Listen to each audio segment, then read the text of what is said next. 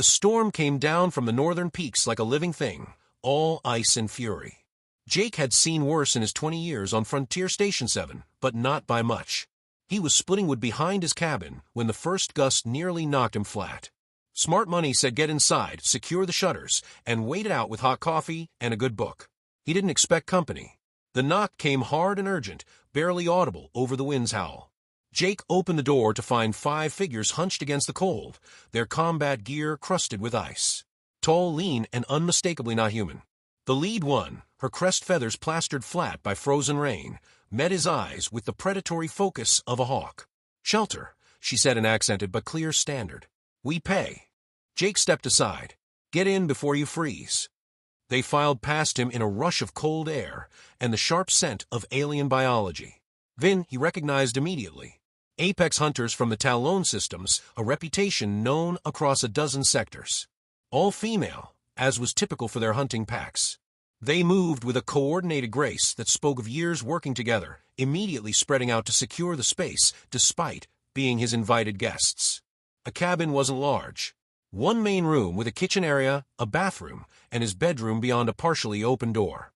The Vin filled it with their presence, their heights ranging from 6.5 to nearly 7 feet.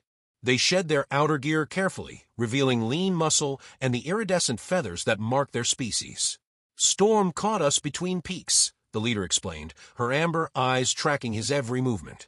"Our shuttle is grounded 2 valleys over. We need perhaps 6 hours." "Take what you need," Jake said, moving to the stove. "Coffee? I've got rations enough to share." The leader's crest rose slightly, a sign of surprise. "You are generous." "You're cold."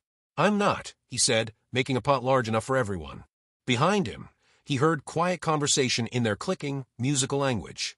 He'd picked up enough Vin to catch words here and there, comments about the cabin, about him. One voice, younger and sharper than the others, cut through. "I saw him first." The temperature in the room seemed to drop further. Jake kept his focus on the coffee, acting as though he hadn't understood. Vin pack dynamics were complicated, especially when it came to matters of claiming and status. He'd read enough to know that much. "We all saw him at the same moment, Kira," the leader said firmly. "The door opened for all of us." My eyes focused first. "You were still blinking ice from your lashes, Vex." Jake turned with Muggs, keeping his expression neutral. "Coffee is ready. Synthetic creamer if anyone wants it." The one called Vex accepted a mug with a nod of thanks. She was clearly the eldest, scars marking her feathered forearms. A veteran. The younger one, Hia, all bronze and gold feathers, took her mug and moved to stand closer to Jake than strictly necessary. "You live here alone?" Kira asked. 15 years now. "No mate?" "Kira," Vex said sharply. "It's a reasonable question." Kira shot back. "We're in his territory. Pack etiquette requires understanding the hierarchy." Jake sipped his coffee, buying time. "No mate, no pack. Just me and the trees." Another of the Vin, her feathers deep green, spoke up. "That must be lonely." "Sometimes," Jake admitted. "Mostly peaceful." The storm hammered at the shutters. The cabin creaked but held firm, built to withstand the worst this planet could throw at it. Jake had constructed it himself, log by log, after the colony's main settlement had gotten too crowded for his taste. The Vins settled into wait, their conversation flowing around him in both standard and their own tongue. Kira kept circling back to him, asking questions. What did he do for trade? How did he survive the winters? Had he ever fought off predators? Each query delivered with that intense focus Vin were known for, like he was a puzzle she was determined to solve. "You're making him uncomfortable," another huntress said. Her feathers were pale silver, unusual for the species. "I'm just talking," Kira protested. "You're stalking." "I am not." Vex intervened before it could escalate. "Enough. We're guests. Act like it." Jake excused himself to check the shutters, needing a moment away from the attention. The Vin were formidable beings, beautiful in a dangerous way. Kira's interest was flattering but complicated.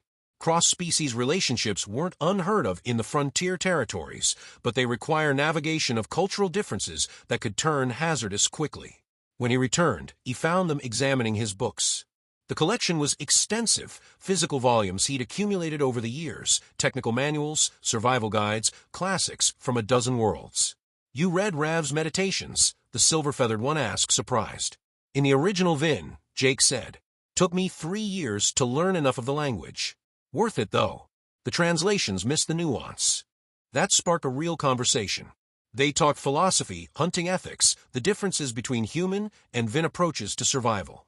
Jake found himself relaxing, enjoying the exchange of ideas. These weren't just soldiers. They were thoughtful, educated beings with perspectives shaped by a culture thousands of years old. Kira remained on the edges, quieter now, but her gaze never left him. Hours passed. The storm showed no signs of breaking. Jake heated up rations, proper food this time, and they ate together around his small table. The Vin had to sit carefully, their frames not built for human-sized furniture, but they managed. "You really don't get lonely?" the green-feathered one asked again. Jake considered the question seriously.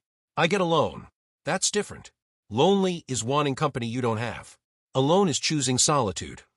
And if company finds you?" Kira asked softly. "Then I offer coffee and shelter from the storm." Vex studied him with those sharp predator eyes. "You're not what I expected." "How so?" "Humans in isolated territories are usually running from something. You seem like you're running towards something instead." Jake smiled. "Maybe I found what I was running toward already." The conversation drifted to lighter topics. They shared stories from their hunts, carefully edited to avoid the disturbing details. Jake told them about the time a tree bear had broken into his cache and the week-long contest of wills that had followed. They laughed at his descriptions, the sound musical and wild. As the evening wore on, Jake noticed Kira and the silver-feathered one, whose name was LRA, exchanging glances. Some kind of pack communication, happening on levels he couldn't interpret. Finally, LRA spoke up. "Among our people, when a huntress declares interest in a potential mate, it opens a challenge period. Other pack members can contest the claim." "LRA," Vex warned. "He should know. Understanding prevents offense." Jake set down his mug carefully. "I appreciate the explanation. You're concerned about something." "That I claimed you," Kira said. Jake met her eyes steadily. "Did you? Or did you claim the idea of me?" "You don't know me, Kira. We shared a few hours in a storm." The young huntress's crest flattened slightly. "You reject my interest." "I'm saying interest needs foundation. You're welcome to stay until the storm breaks. We can talk, learn about each other like thinking beings do, but I'm not territory to be claimed by who saw me first through a doorway." The silence stretched. Then Vex's crest rose, in what Jake had learned was approval. Spoken like someone who understands respect. Kira looked away, but not in anger, more like consideration. "You're right. I apologize. The storm, the cold, being far from home. I saw warmth and projected desire onto it. Nothing to apologize for." Jake said, "But maybe next time start with coffee and conversation." That broke the tension. LRA laughed, the sound bright and genuine. "He lectures a Vin Huntress on proper courtship protocol. I like him. Don't you start." Vex said, but she was smiling too. They settled in for the remainder of the storm, the conversation flowing easier now. Jake learned about their home world, the vast forests and soaring mountains. They learned about his journey from overcrowded Earth to the frontier, seeking space to breathe. When the storm finally broke near dawn, the Vin prepared to leave. They'd contacted their shuttle for pickup at the first clearing of the weather.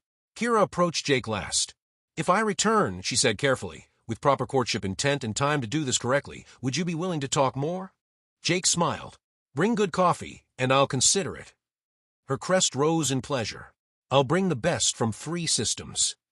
Vex clasped his arm in farewell. "You've given us more than shelter, human.